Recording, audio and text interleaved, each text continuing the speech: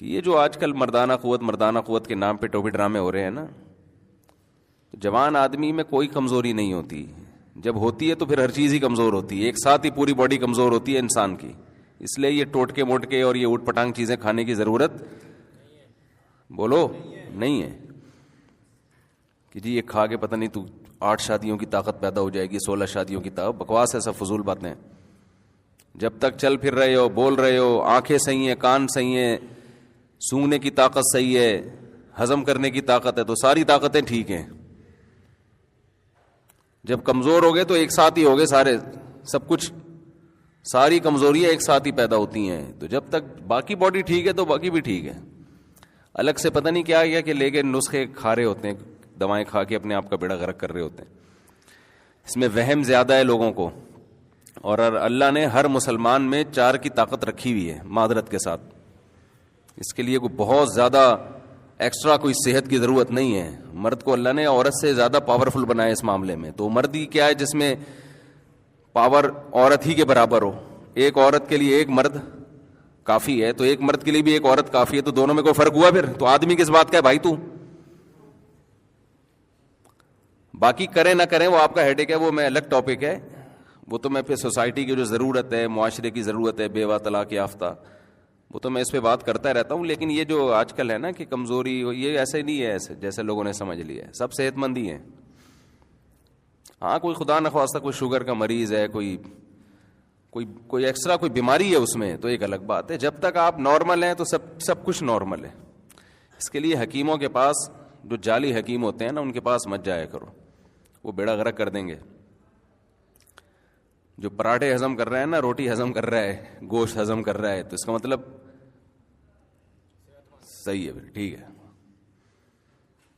باقی نفسیاتی مسائل ہوتے ہیں لوگوں کے ساتھ، اس کو وہ، اب ایک آدمی کو غلط کاریوں کی عادت پڑ جائے. لوط علیہ السلام کی قوم کو لڑکوں سے بدفعلی کی عادت پڑ گئی تھی، تو ان کی عورت میں رغبت ختم ہو گئی، بیوی میں رغبت ختم ہو گئی. تو یہ جسمانی بیماری نہیں تھی، یہ روحانی بیماری تھی. اس کا علاج کوئی دوائیں نہیں ہے، اس کا علاج ہے کہ جو گندگی تم نے عادت ڈالی ہے اس عادت کو چھوڑو، تو پھر اللہ حلال میں رغبت پیدا کرے گا. تو جو زانی لوگ ہیں، زنا کرنے والے، بدکاریاں کرنے والے، غیر عورتوں میں دلچسپی لینے والے، ان کی گھریلو لائف بہت خراب ہو جاتی ہے. تو وہ جسمانی بیماری نہیں ہے، وہ مینٹلی ایک ڈسٹرب ہوتے ہیں. وہ ان کو روزانہ کچھ نیا چاہیے، عیاشی ان کی مزاج کا حصہ بن جاتی ہے. جیسے جو روز مرغے کھائے گا تو دال اچھی لگے گی پھر اسے؟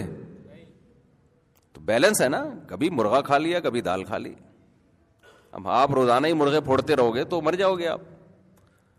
تو حلال میں اللہ نے اعتدال رکھا ہے، حرام میں اعتدال نہیں ہوتا. جو حرام کی طرف جاتے ہیں نا، زنا کرتے ہیں، تو وہاں سے تو بور ہوتے ہیں، لیکن گھریلو لائف ان کی برباد.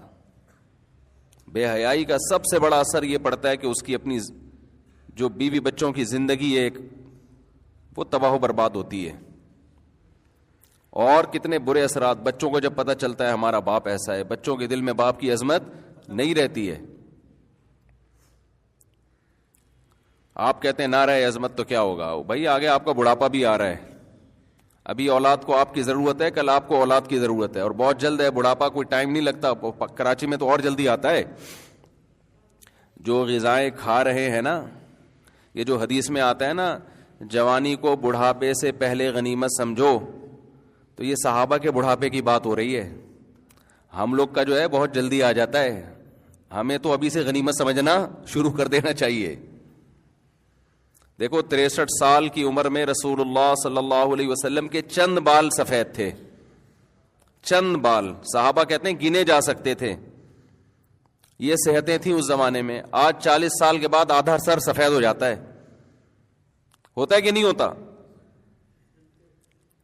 40 سال کے بعد ہی یہاں درد وہاں درد. آج میں صبح اٹھاؤں تو میری گردن ادھر کو مڑ رہی تھی، ادھر مڑ نہیں رہی تھی. بڑی مشکل سے موڑی ہے میں نے.